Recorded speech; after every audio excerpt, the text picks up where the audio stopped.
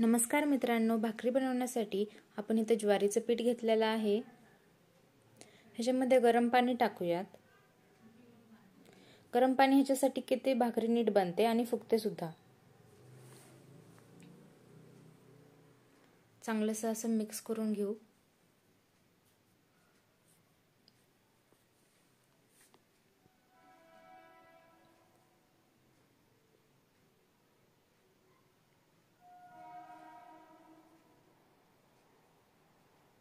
Mix करून झाल्यावर त्याचे छोटे छोटे असे पिठाचे हुंडे बनवून त्याला थापायला घ्यायचं। खाली थोडंसं पीठ चाळून टाकायचं की ते व्यवस्थित हलवता येईल। अशा प्रकारे एका हाताने त्याला हळूहळू थापायचं, जास्त भारी लावायचं नाही।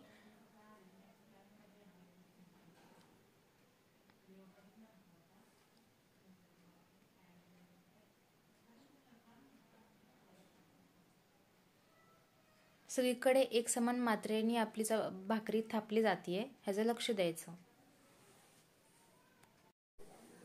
छान अशी मोठी होस तर ती थापत राहायची।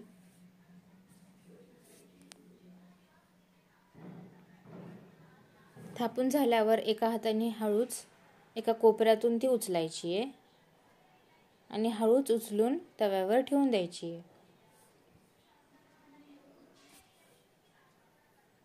मग पाणी लावायचं आणि लगेच उलटायचं सुद्धा।